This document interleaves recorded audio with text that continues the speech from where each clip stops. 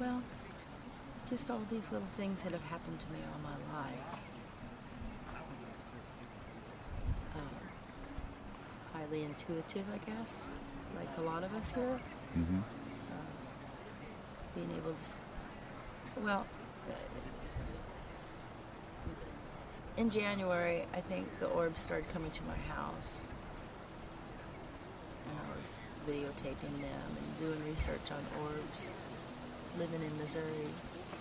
It was unique, telling your friends about orbs. You know, So tell me about the energy in Missouri. I mean, I've been there, but I've never really spent any time there with my senses open. What's Missouri have? I mean, I know the energy up here. What's Missouri have? It's very beautiful. Nature is beautiful. People are beautiful. I have all my family back there. I have 4 daughters.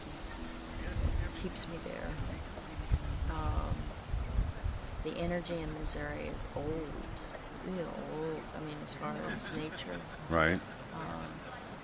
It's lying dormant, I would think, because so many of us there are, what I say, sleeping, not awake yet, but they are waking up.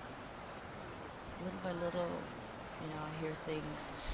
In the small town where I come from, people over the years will tell me their strange stories, and they won't even know me. I don't know why I'm telling you this, but I've never told anybody this, and I'm kind of like, I know. Yeah. Because, you know, the spirit Absolutely. knows each other. Absolutely. Yeah. So, and I have a friend, she's in an isolated area too, and it becomes so lonely. You're so lonely for your family. I mean, and you can fall in depression and all this. And we start to understand, she and I, that those of us who are at these isolated places are there, have brought ourselves there, or signed a contract to be there, to hold this frequency to help awaken, just plain by being there. Does that make sense? Yes, absolutely. Yeah. Absolutely. Sometimes some of the most powerful tools are the ones that do nothing physically. They're just there to project their energy. Throughout my life, I've had in these what I call more than dreams. The ships will come, and I think they've been preparing me because I'm very frightened in my dreams. I've seen fleets of them, and personally they've contacted me that way. They'll come down, and I'll look, you know, go, wait, come back. And when they do swoop down to come back, then is when I run. I live on the water, back in Missouri, and one about 3 months ago came and landed right on the water. Just, I think, you know, like rubbing something to callus it, to get it ready. That's how I feel about that. Still frightened. So yeah, you've got the push me, pull me thing. You want it, but then it's kind of a little startling when it starts to happen type. Yeah. But I'm opening up to it. I'm not going to be afraid of it.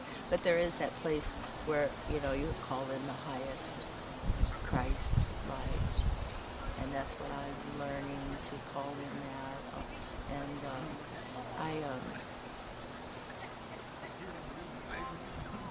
that power of faith that tells you that no matter what happens, everything's going to be okay. No matter what happens, everything's going to be okay. That knowing is, for me personally, that knowing has been the one of the biggest things in my life that have totally washed the fear, the worry, the doubt out of my life. It's the knowing that no matter what, everything's going to be okay. This is just a shell that I'm wearing here. And anything can happen to this shell that the world wants to happen to it. But in the end, everything's going to be okay. I had all kinds of examples of that throughout my life. One day when my one daughter and I were sleeping in our bed, we were the only ones there. I woke up in the morning. Well, actually, it was a Sunday, and I took her to church with me in this small town in Missouri. And they give you programs, bulletins when you walk in. Baptist church? No, it was St. Peter's United Church of Christ. Oh, okay. Just non-denominational. Right. Very friendly. I grew up in that church. On this particular program that day, it was had a woman holding a candle, and it was all dark. Her face was lit up by the candlelight, and underneath it said, "Woman, how great thou faith." So after that Sunday, I had the bulletin on the counter. My daughter and I went to bed that night. I woke up the next morning, and all over that program was my name written in child's writing.